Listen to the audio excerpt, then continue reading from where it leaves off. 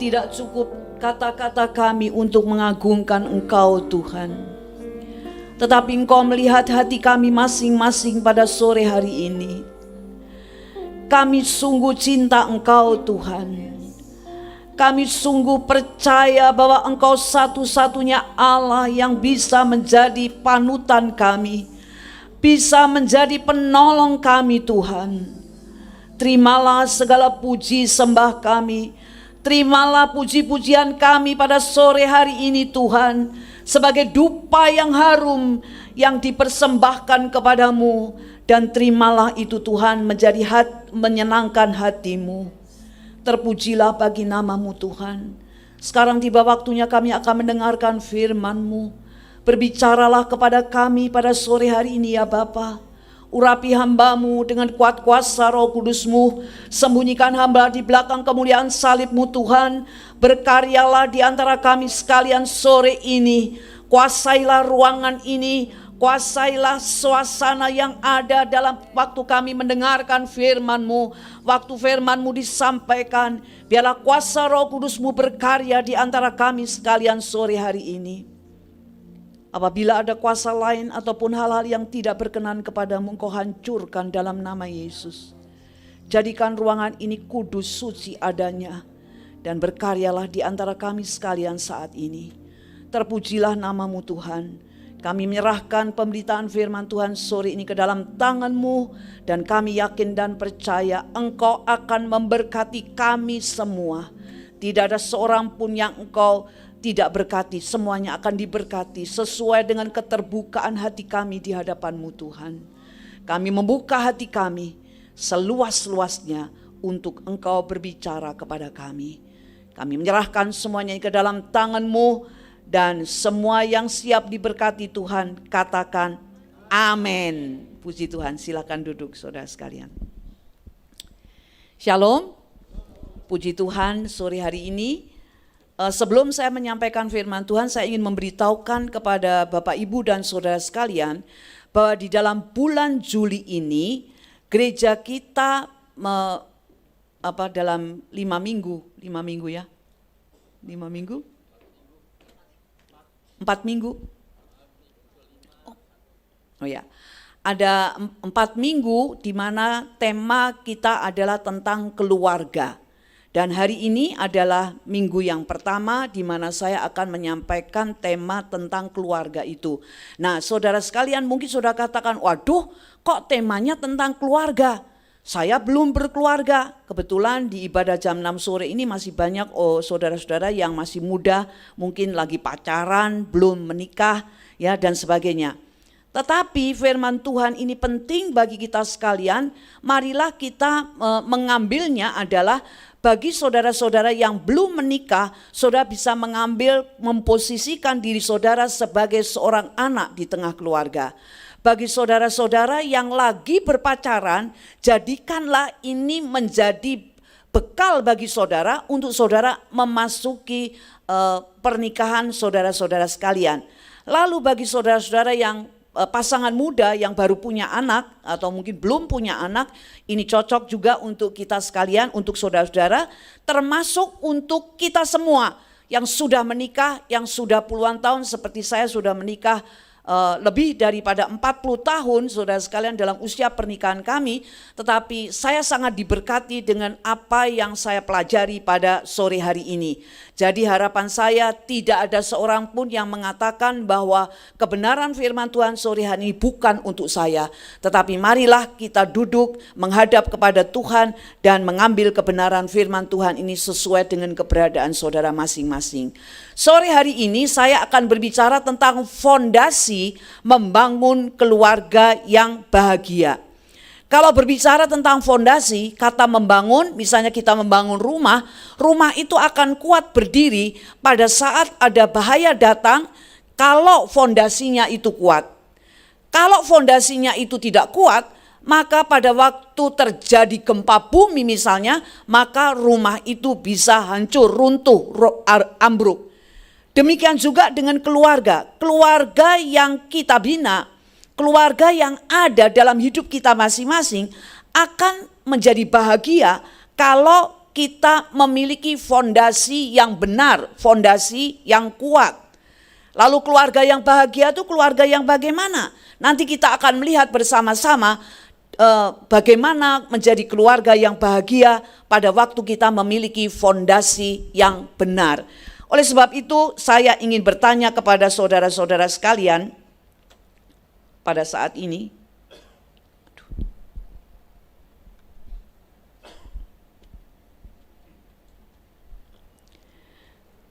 Apa yang menjadi fondasi dalam membangun keluargamu?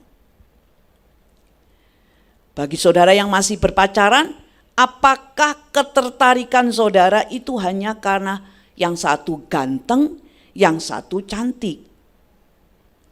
Mungkin saudara-saudara yang sudah masuk dalam pernikahan, saudara juga mengatakan, wah, mungkin kalau saudara Pak Simon ketemu dengan saya sekarang ini dengan rambut saya yang seperti ini, waduh, kalau dia fondasinya mencintai saya karena wajah, celaka saya, saudara sekalian, rambut saya seperti ini. Cinta karena wajahnya. Ada juga yang orang masuk dalam pernikahan karena tertarik dengan kedudukannya. Menikah dengan seorang bos besar dari satu perusahaan, jadi saya mau menikah dengan dia. Jadi dasar atau fondasi membangun rumah tangga karena dia memiliki kedudukan. Apakah fondasi kita karena kekayaan? Karena uang, karena dia orang kaya, maka saya mau menikah dengan dia. Saudara bisa melihat dalam cerita-cerita ada di dalam internet dan mungkin juga di YouTube, di mana cerita-cerita yang ada selebritis, ada orang-orang yang akhirnya melakukan sudah menikah sekian lama, akhirnya terjadi perceraian. Saya percaya karena fondasinya tidak benar. Lalu apa fondasi yang benar supaya kita bisa membangun rumah tangga yang berbahagia? Yaitu kasih Kristus. Kasih Kristus menjadi fondasi untuk membangun keluarga yang berbahagia. Kenapa sih kasih Kristus? Kenapa itu kasih Kristus? Oleh sebab itu pada malam hari ini kita akan ingat Rasul Paulus telah berdoa kepada Tuhan. Di dalam Efesus pasal yang ketiga ayat 18 dan 19 mengatakan begini. Aku berdoa supaya kamu bersama-sama dengan segala orang kudus dapat memahami betapa lebarnya dan panjangnya dan tingginya dan dalamnya kasih Kristus dan dapat mengenal kasih itu sekalipun ia melampaui segala pengetahuan. Aku berdoa supaya kamu dipenuhi di dalam seluruh kepenuhan Allah.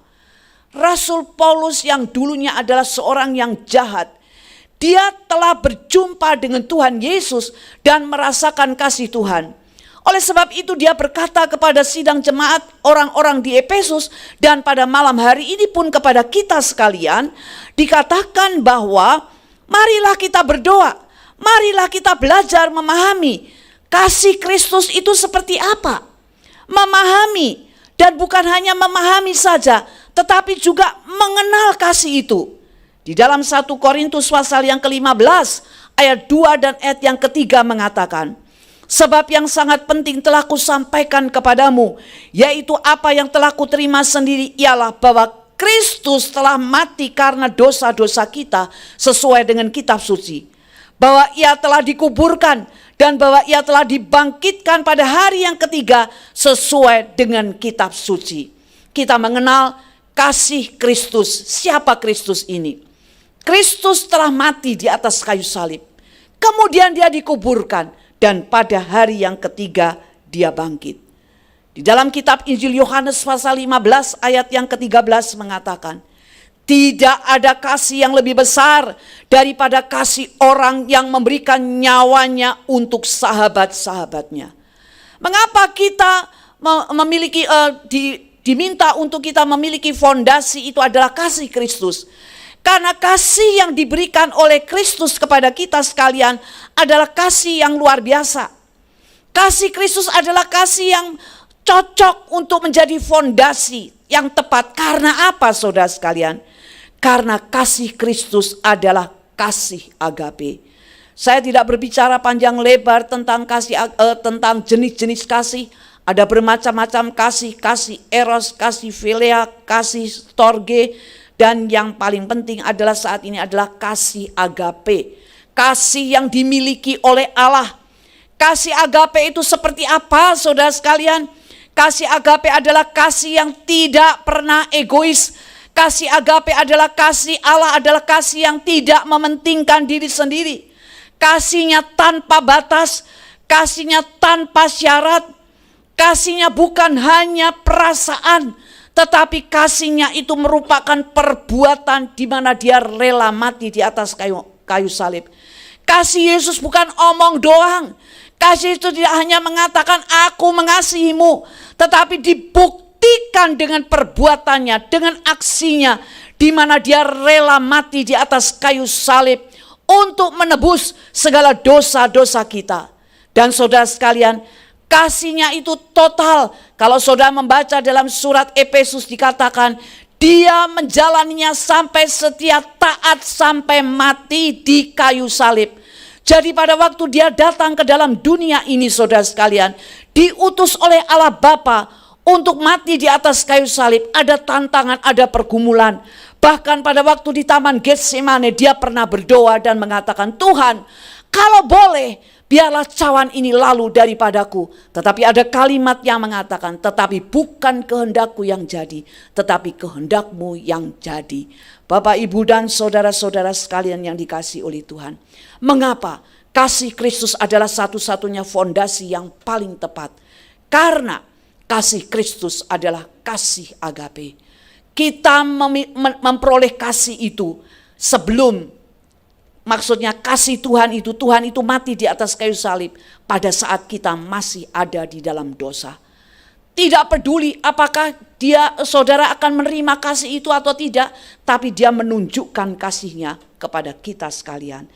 Pada malam hari ini, saya akan berbicara dengan saudara sekalian. Kasih Kristus adalah kasih agape.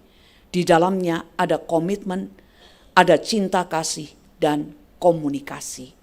Saya akan menjelaskan satu persatu. Dalam gambar ini dikatakan love. Jangan terlalu cepat, tolong sebentar balik. Ya, oke. Jadi yang pertama komitmen, yang kedua cinta kasih, dan yang ketiga komunikasi. Jadi saudara sekalian, kalau saudara membiarkan rumah tangga saudara itu punya fondasinya adalah kasih Kristus, maka itu akan nampak di mana Tuhan Yesus akan menolong kita sekalian. Rumah tangga kita akan memiliki komitmen, memiliki cinta kasih, dan memiliki komunitas yang berdasarkan kasih Kristus. Yang pertama, oke, lanjut. Yang pertama, komitmen. Apa sih komitmen itu? Dalam komitmen itu ada perjanjian, ada keterikatan. Dalam komitmen itu ada janji setia. Dalam komitmen itu ada sikap tanggung jawab. Dalam komitmen ada konsekuen dengan apa yang dijanjikan dan direncanakan harus dilakukan atau diselesaikan. Di dalam berkeluarga, keluarga adalah memang keinginan Tuhan. Pada waktu seorang mengambil keputusan untuk menikah, maka apa yang dilakukan? Melakukan komitmen. Di dalam gereja ada ikrar pernikahan. Seringkali pada waktu seorang pria dan wanita melakukan upacara peneguhan pernikahan, maka ada bagian di mana mereka mengucapkan janji nikah. Komitmen, berkomitmen. Dengan hebat mengatakan baik pada masa senang maupun susah, baik pada masa sehat maupun sakit, dan semuanya itu hanya akan diceraikan oleh maut. Itu adalah komitmen. Dan apa yang terjadi saudara sekalian di dalam komitmen itu, kalau kita membaca di dalam Matius pasal 19, ayat yang keempat sampai dengan ayat yang keenam dikatakan demikian.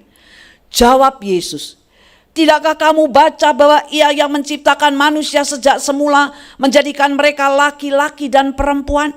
Dan firman-Nya, Sebab itu laki-laki akan meninggalkan ayah ibunya dan bersatu dengan istrinya sehingga keduanya menjadi satu daging. Demikianlah mereka bukan lagi dua, melainkan satu. Karena itu apa yang telah dipersatukan oleh Allah tidak boleh diceraikan oleh manusia. Di dalam ayat ini ada beberapa bagian yang saya ingin beritahukan kepada saudara sekalian. Bahwa pernikahan itu adalah menjadi satu daging. Pengertian satu daging itu menggambarkan proses Allah menciptakan Hawa dari tulang rusuk yang diambil dari sisi Adam ketika dia tidur. Hawa merupakan bagian dari dirinya. Dirinya di sini adalah Adam. Lalu saudara sekalian, dikatakan pernikahan menjadi satu daging itu, pernikahan menunjukkan persekutuan yang eksklusif seumur hidup antara seorang pria dan seorang wanita. Jadi saudara sekalian, pada waktu orang menikah dalam pernikahan Kristen, maka kita akan menjadikan Kristus itu fondasi dalam kehidupan kita masing-masing. Kita akan menjadi satu daging. Suami istri menjadi satu. Dan kalau kita melihat dalam ini merupakan persekutuan yang eksklusif. Jadi saudara sekalian, persekutuan itu adalah pernikahan itu adalah sebuah persatuan. Menjadi satu. Persatuan jasmani dan rohani, sosial, mental, emosi, spiritual dan keuangan. Kesatuan itu bukan keseragaman. Maksudnya, kesatuan bukan melelehkan dua kepribadian untuk menjadi satu. Namun dua individu yang hidup bekerja dengan selaras dengan nilai-nilai yang sama dan tujuan yang sama. Kesatuan adalah perbedaan yang membawa keselarasan. Jadi saudara sekalian, bukan berarti dikatakan komitmen waktu ada seorang laki-laki berjumpa dengan seorang perempuan, kemudian masuk dalam suatu pernikahan, memiliki karakter yang sama. Kalau senangnya memakai baju merah yang pria, yang wanita juga senangnya pakai baju merah. Yang pria senangnya makan pete, yang perempuan juga senangnya makan pete. Yang laki-laki senangnya makan mie bakso, yang perempuan juga senangnya makan mie bakso. Yang satu lagi yang laki-laki senangnya jalan-jalan di mall, maka yang perempuan juga senangnya jalan-jalan di mall. Tidak demikian saudara sekalian. Pernikahan adalah kesatuan. Kesatuan bukan berarti keseragaman. Bukan berarti saudara jadi berubah, meleleh, menjadi satu, menjadi sama. Kalau saya pakai ilustrasi, bukan kesatuan yang seperti ini. Bukan yang begini, bukan. Tetapi kesatuan dalam pernikahan adalah seperti ini saudara sekalian. Ini menjadi kesatuan yang erat. Kalau yang seperti ini gampang lepas, sama, semuanya sama. Seringkali kita sebagai orang-orang yang terlibat dalam sebuah pernikahan menganggap bahwa pernikahan itu akan bahagia kalau kamu sama dengan aku. Kalau aku sama dengan kamu. Tidak demikian saudara sekalian. Persatuan dalam sebuah pernikahan, komitmen yang dilakukan dalam perbedaan satu dengan yang lain, tetapi saling melengkapi. Di dalam kitab Ibrani, kata bersatu itu seperti lem khusus yang akan menyatu dua potong kayu dengan begitu kuat, sehingga jika ditekan, kayu itu akan pecah dan patah sebelum melepaskan kelekatannya. Kemudian saudara sekalian, mengapa dikatakan kalau Kristus itu menjadi fondasi dalam kehidupan pernikahan kita, maka dikatakan pernikahan Kristen adalah pernikahan yang bersifat monogami, tidak boleh bercerai. Pernikahan adalah monogami, tidak boleh bercerai. Terjadi pemutusan di dalam Matius pasal 19 tadi dikatakan bahwa seorang akan meninggalkan ayah ibunya, kemudian masuk dalam suatu pernikahan, dan pernikahan itu adalah sebuah perjalanan. Harus dijaga sepanjang umur hidup kita dalam setiap musim hidup kita ini. Jadi saudara sekalian, Tuhan akan memberikan kemampuan apabila kasih Kristus itu ada di dalam kehidupan keluarga kita, dalam kehidupan pernikahan kita. Kasih Kristus itu melimpah dalam kehidupan pernikahan kita. Maka saudara sekalian, saudara dimampukan untuk melakukan, menjalankan komitmen ini dalam segala situasi yang ada. Kami sudah menikah selama 40 tahun lebih. Sempat saya berbicara dengan Pak Simon dengan banyak hal. Komitmen harus terus dijalankan. Ada banyak tantangan, ada banyak pergumulan. 3 tahun belakangan ini saudara sekalian, saya menghabiskan uang banyak sekali untuk pengobatan saya. Saya harus banyak ditolong oleh Pak Simon karena keterbatasan saya. Tetapi saya melihat dia punya komitmen sangat kuat karena dasar kehidupan pernikahan kami selalu dijaga supaya kasih Kristus yang tetap ada. Bukan dengan kebanggaan, tetapi saya memberikan kesaksian ini kepada saudara sekalian. Kalau seandainya pandangan kami pada waktu masuk dalam pernikahan adalah berfondasikan keuangan, maka hancurlah pernikahan kami. Kalau keadaan kami ini pada waktu membangun pernikahan ini didasarkan kepada yang lain-lain secara jasmani, seringkali kami bergurau dan mengatakan waktu kami masuk dalam pernikahan, bekal kami hanyalah Alkitab.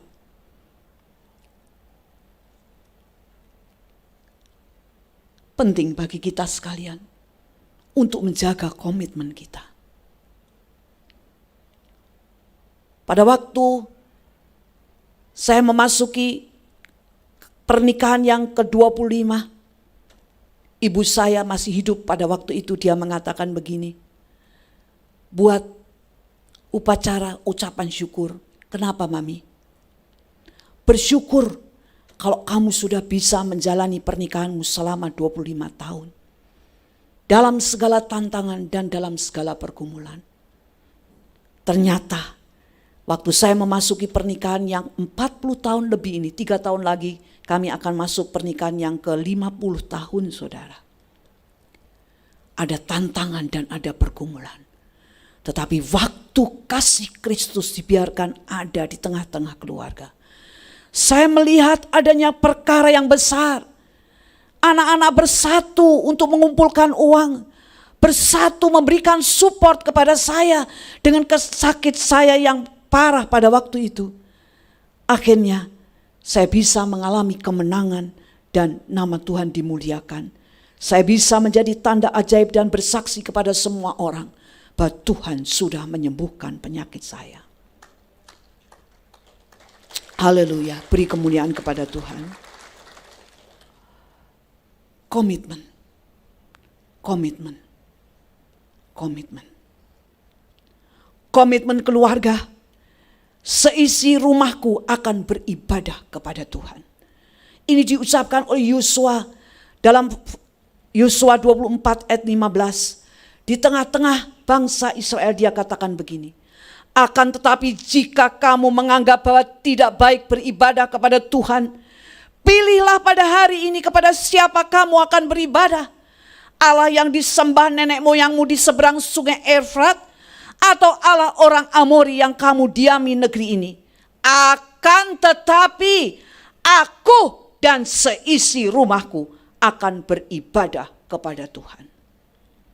Kalau saudara menjadikan Kristus yang mengasihi itu menjadi fondasi dalam keluargamu, maka saudara akan diberikan kemampuan untuk menjalankan komitmen pernikahanmu. Komitmen membangun keluargamu. Yang kedua saudara sekalian, cinta kasih. Cinta kasih dapat diartikan sebagai perasaan suka atau sayang kepada seseorang yang disertai dengan menaruh belas kasihan. Kalau kasih Kristus itu ada di dalam kehidupan kita, dalam keluarga kita, dalam hidup pernikahan kita, saudara sekalian, maka keluarga kita akan menjadi kesaksian tentang kasih Kristus.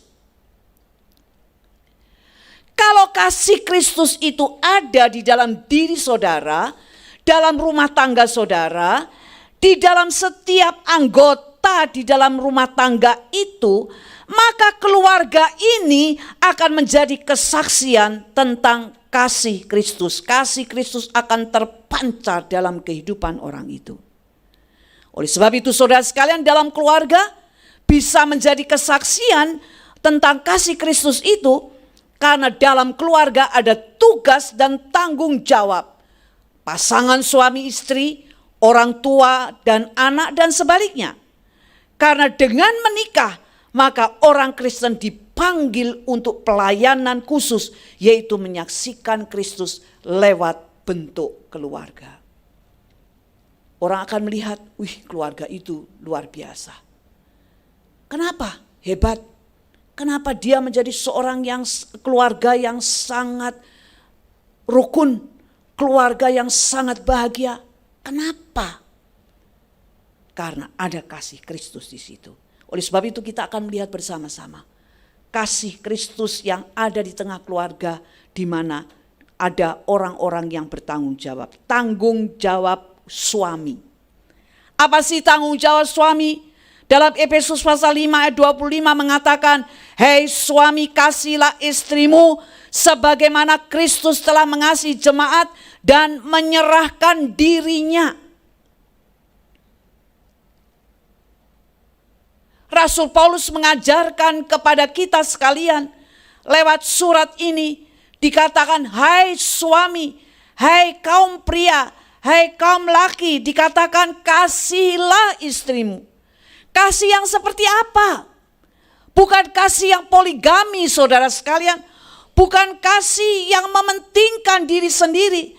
Tetapi kasih yang seperti apa? Kasih yang seperti Kristus mengasihi jemaat. Tidak menuntut balasan, tetapi menunjukkan kasih dalam keadaan apapun juga. Bahkan dia menyerahkan dirinya, rela berkorban untuk kita semua. Itu kasih Tuhan.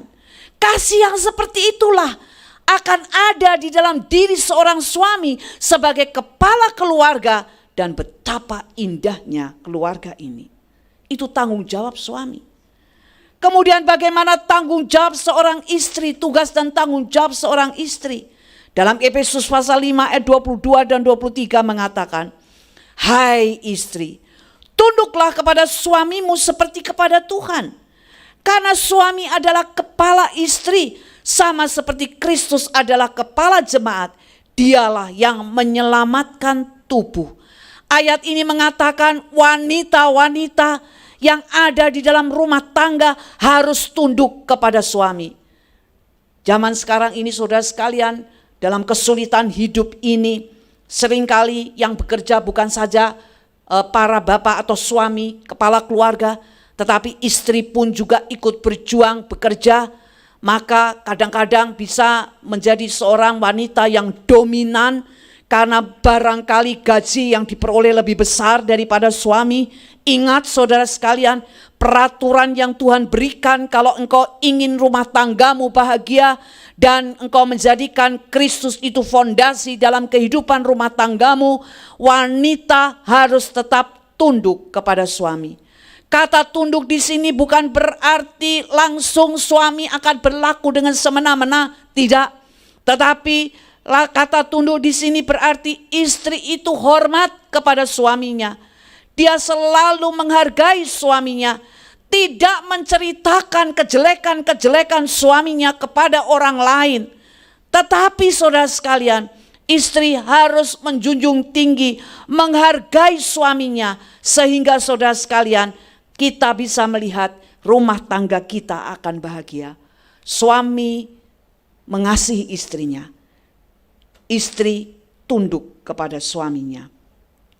lalu tanggung jawab orang tua. Apa yang dikatakan? Walaupun dalam ayat ini hanya dikatakan bapak-bapak, tetapi sebenarnya ini berbicara tentang orang tua.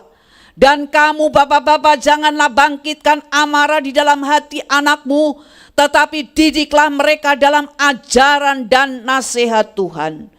Kalau dikatakan cinta kasih itu akan ada di tengah keluarga kita, maka bukanlah diserahkan kepada ibu saja untuk merawat anak-anaknya, bukan saja diserahkan kepada ayah untuk mencukupi segala keperluannya, tetapi ada kerjasama antara ayah dan ibu di dalam mendidik dan membimbing anak-anak itu kepada ajaran firman Tuhan atau takut kepada Tuhan.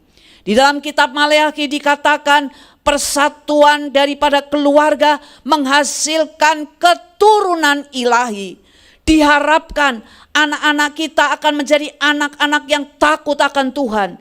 Diharapkan anak-anak kita menjadi anak-anak yang bisa memuliakan nama Tuhan, memiliki pengalaman-pengalaman yang indah dengan Tuhan, mengalami keajaiban-keajaiban dengan Tuhan.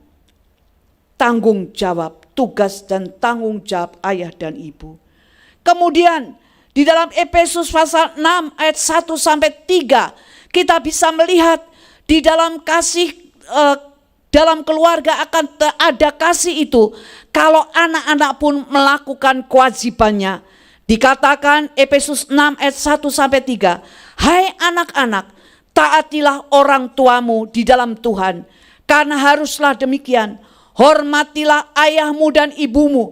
Ini adalah suatu perintah yang penting seperti yang nyata dari janji ini, supaya kamu berbahagia dan panjang umurmu di bumi. Bapak, Ibu, dan saudara-saudara sekalian yang dikasihi oleh Tuhan, saya sedang belajar sesuatu pada belakangan ini setelah kami menikah puluhan tahun dan kemudian anak-anak sudah mulai menikah, tinggalkan rumah dan sebagainya. Apa yang terjadi saudara sekalian? Saya masih punya orang tua, saya sudah menikah dan saya sudah membentuk rumah tangga sendiri. Tetapi saya masih punya orang tua, jadi anak-anak masih punya oma, opa dan sebagainya. Satu kali saudara sekalian, ibu mertua saya jadi mama daripada Pak Simon sakit.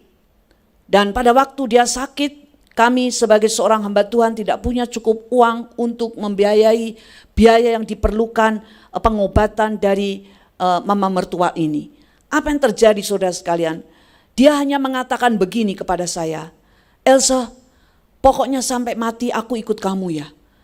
Dalam hati saya bangga karena saya sebagai seorang menantu, dia mau tinggal bersama dengan saya. Seringkali orang berpikir mertua itu cerewet dan sebagainya. Tetapi puji Tuhan saudara sekalian, mertua saya baik sekali dan dia tinggal bersama-sama dengan saya. Dalam situasi yang berat seperti itu, kami berusaha merawat dan sebagainya dengan pertolongan Tuhan luar biasa, karena teringat bahwa kita harus menghormati orang tua, mencintai orang tua, bukan saja pada waktu saya belum menikah, tetapi setelah saya menikah, itu pun mereka tetap menjadi orang tua saya. Itu tetap menjadi orang tua daripada Pak Simon. Dan apa yang terjadi saudara sekalian? Setelah sekian lama berbulan-bulan bersama-sama dengan kami, Tuhan izinkan mama meninggal di pangkuan kami, ada di dalam keluarga kami, di rumah kami di Salatiga pada waktu itu. Bahagia banget, rasanya sukacita banget karena bisa merawat seperti ini. Dan apa hasilnya? Benar saudara sekalian, satu saat setelah mama dipanggil pulang oleh Tuhan, apa yang terjadi? Tiba-tiba ada salah satu kenalan kami yang tinggal di Surabaya memberitahukan kepada kami seperti ini, Pak Simon, bisa tolong Bapak pergi ke Jerman karena anak saya kena pengajaran yang sesat di sana. Dia butuh bimbingan dan arahan rohani. Saya kaget sekali karena Pak Simon diundang ke Jerman. Dan apa yang terjadi saudara sekalian? Waktu mengurus surat-surat, tiba-tiba keluarga ini mengatakan, kayaknya ibu juga ikut. Wah, saya bahagia sekali. Kami berdua pergi ke Jerman saudara sekalian. Dan apa yang terjadi dengan cara yang luar biasa, kami bisa pergi pelayanan ke Jerman, ke Belanda, kemudian ke Swiss.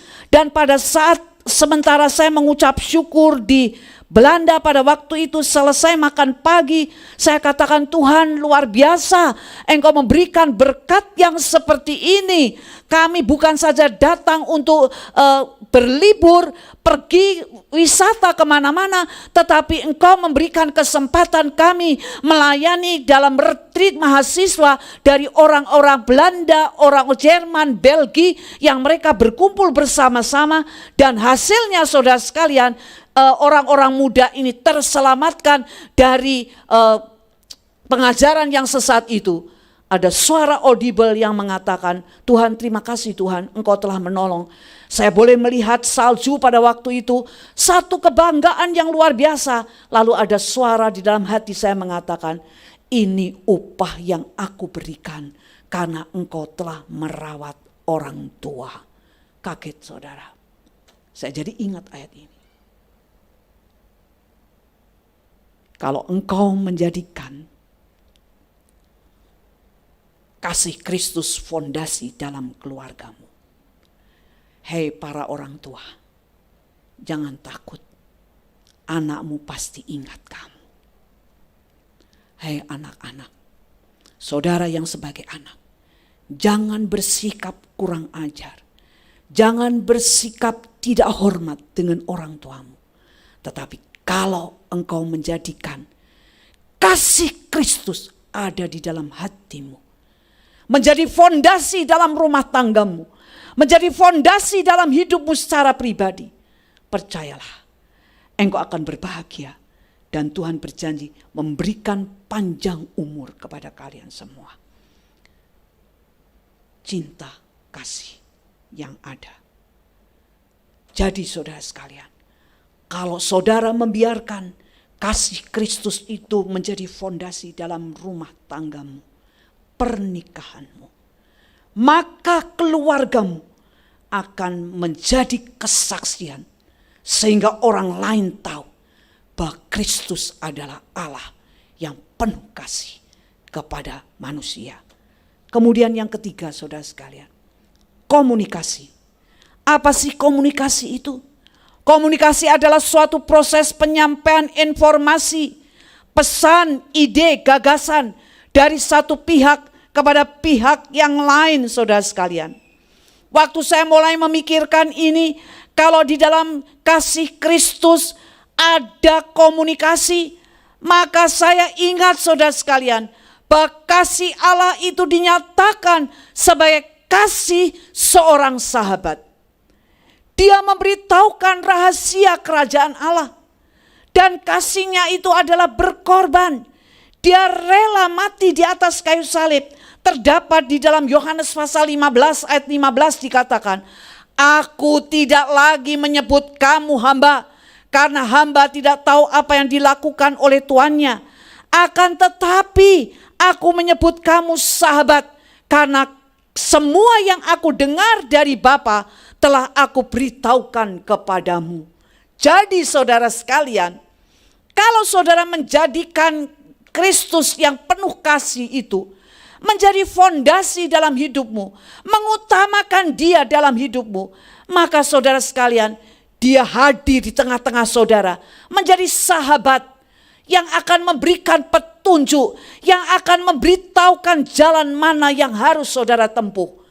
Karena dalam ayat ini dikatakan, engkau tidak lagi dikatakan sebagai hamba, tetapi engkau dikatakan sebagai sahabat. Seorang sahabat itu seperti apa saudara sekalian? Kitab Amsal mengatakan, seorang sahabat menaruh kasih setiap waktu dan menjadi seorang saudara dalam kesukaran. Berarti pada waktu saudara menghadapi kesulitan dan kesukaran, Tuhan Yesus siap untuk menolong. Tuhan Yesus siap menjadi saudara, menjadi sahabat pada waktu saudara dan saya ada dalam kesukaran. Amsal pasal 18 ayat 24 mengatakan, ada teman yang mendatangkan kecelakaan, tetapi ada juga sahabat yang lebih karib daripada seorang saudara. Pada saat saudara-saudara sekalian tidak lagi mungkin dengan keluarga-keluarga yang ada, dengan kakakmu, dengan adikmu, dengan sahabat yang lain tidak bisa memahami, atau mungkin bentrok dengan saudara sekalian karena saudara menjadi orang yang sungguh-sungguh percaya kepada Tuhan. Apa yang terjadi? Waktu engkau membiarkan kasih Kristus itu ada dalam dirimu, saudara, Kristus akan memelukmu, Kristus akan melindungimu, Kristus akan memberikan kekuatan kepada kita sekalian. Karena dikatakan sekali lagi, tidak ada kasih yang lebih besar daripada kasih seorang yang memberikan nyawanya untuk sahabat-sahabatnya. Selain kasih Allah itu sebagai seorang sahabat, ingatlah kasih Allah adalah sebagai kasih seorang gembala. Apakah pekerjaan gembala?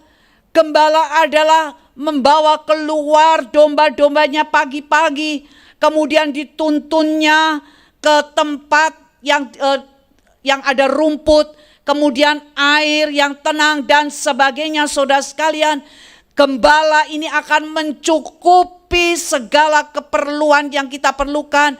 Dia memberikan apa saja yang kita perlukan, bahkan rela mati berjuang untuk kita sekalian. Yohanes pasal 10 ayat 11 mengatakan, akulah gembala yang baik. Gembala yang baik memberikan nyawanya bagi domba-dombanya. Ayat yang terkenal dalam Mazmur pasal 23, saya akan bacakan. Mazmur pasal 23 ayat 1. Mazmur Daud, Tuhan adalah gembalaku, takkan kekurangan aku. Dijamin saudara akan tercukupi keperluanmu. Ia membaringkan aku di padang yang berumput hijau. Ia membimbing aku ke air yang tenang. Kemudian saudara sekalian, dia juga memberikan kepuasan kepada jiwa kita. Dia menuntun kita kepada jalan yang benar. Mazmur 23 ayat 3 mengatakan, ia menyegarkan jiwaku. Ia menuntun aku di jalan yang benar oleh karena namanya. Kemudian di dalam Mazmur pasal 23 ayat yang keempat, sekalipun engkau berjalan dalam lembah kekelaman, aku tidak takut bahaya, sebab engkau besertaku. Gadamu dan tongkatmu itulah yang menghiburkan aku. Bukan berarti saudara sekalian, kalau rumah tanggamu, keluargamu, hidup pernikahanmu didasarkan oleh Kristus, kita tidak punya masalah. Selama kita hidup dalam dunia ini, pasti kita akan menghadapi banyak masalah. Kita tetap akan menghadapi banyak kesulitan dan kesukaran. Dilukiskan oleh Daud, dikatakan bahwa pada waktu berjalan dalam lembah bayang-bayang maut, dalam masa krisis ada kesulitan dan kesukaran, mengalami sakit penyakit, menghadapi persoalan, menghadapi kesulitan keuangan, menghadapi mencari pekerjaan susah dan sebagainya. Tetapi kalau engkau membiarkan kasih Kristus ada dalam dirimu, maka itu akan memberikan kekuatan kepada kita sekalian, bahwa dia berjanji akan menyertai kita. Gada dan tongkatnya akan memberikan penghiburan kepada kita sekalian. Ia memberikan kebajikan dan kemurahan seumur hidup. Mazmur 23 ayat 6 mengatakan, kebajikan dan kemurahan belaka akan mengikuti aku sepanjang hidupku, seumur hidupku, dan aku akan diam dalam rumah Tuhan sepanjang masa. Ada kesulitan, ada kesukaran, ada jalan-jalan yang mungkin sulit. Kita menemukan batu-batu yang bisa menjadi batu sandungan. Tetapi saudara sekalian, batu itu tidak akan menjadi batu sandungan kalau engkau memiliki Kristus, memampukan batu sandungan itu menjadi batu pijakan untuk saudara-saudara melangkah lebih jauh dalam kehidupan ini. Dia berjanji akan memberikan kebajikan. Dia berjanji akan memberikan kemurahan. Saya ingat dalam beberapa waktu belakangan ini, waktu COVID datang, Pak Simon kena COVID, masuk ICU. Sementara saya baru pulang dari Penang, nampaknya bertubi-tubi. Saya masih ada di kursi roda, dan semua itu disembunyikan, karena takut kalau saya drop. Tetapi kemudian karena kebetulan saya tidak keluar dari grup sekolah minggu, guru-guru sekolah minggu heboh dan mengatakan berdoa Pak Simon masuk SU.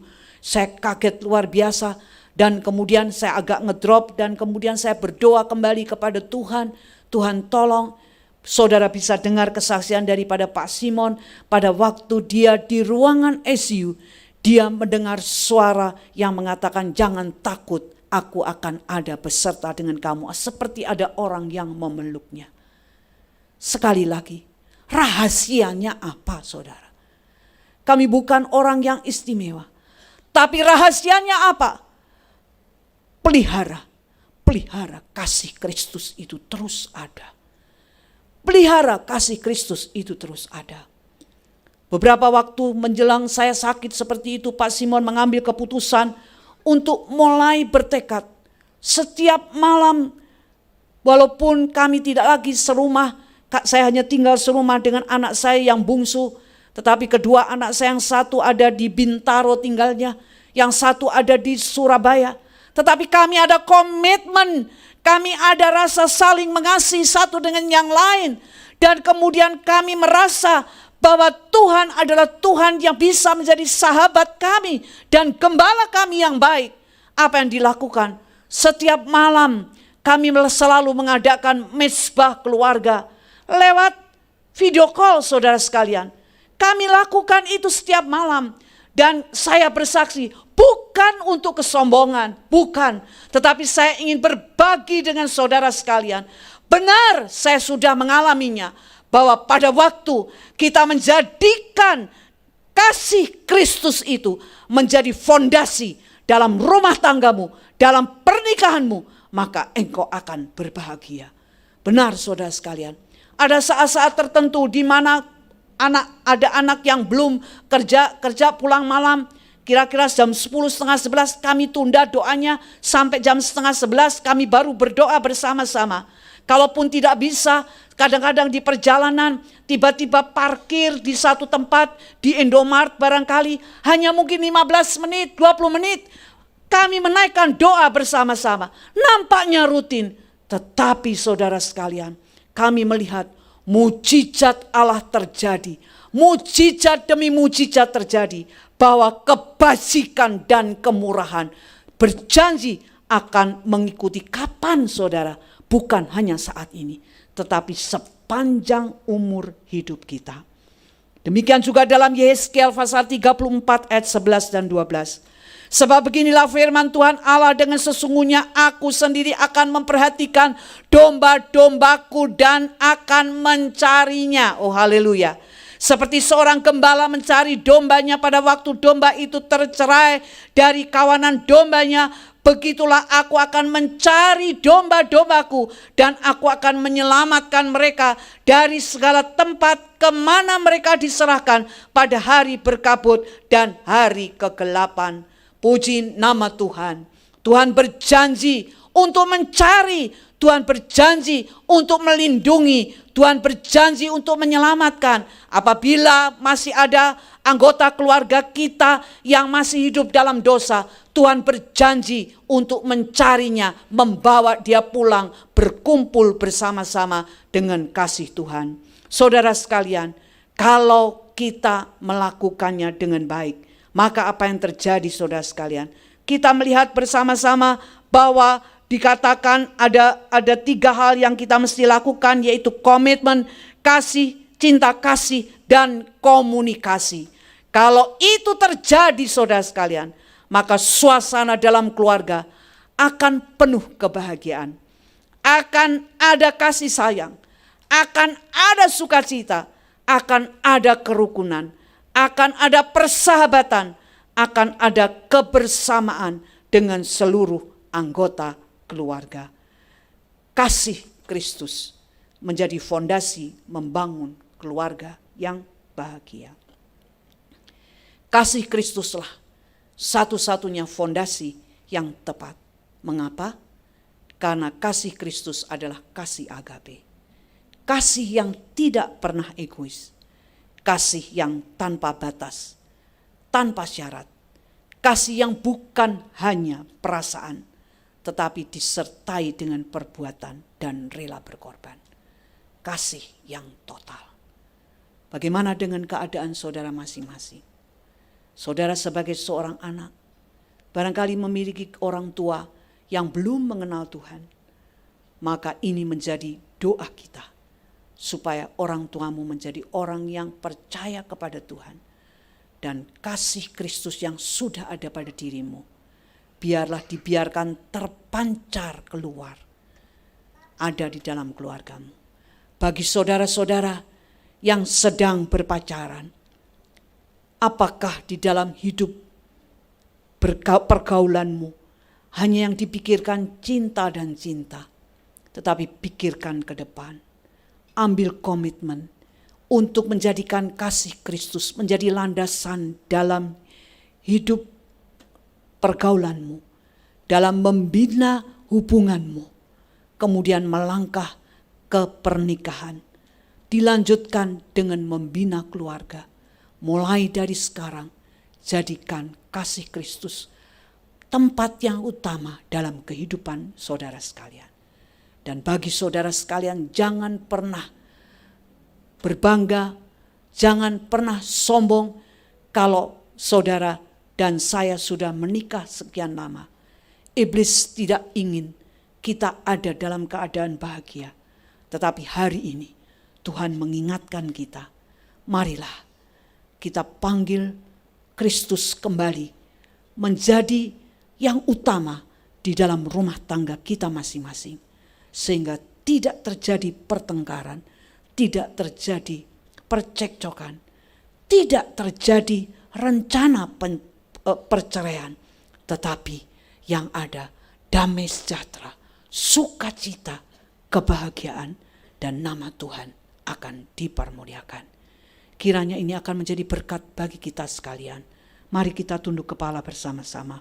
Kita mau datang kepada Dia pada saat ini. Haleluya, haleluya. Terpujilah bagi nama Tuhan. Saya ingin mengajak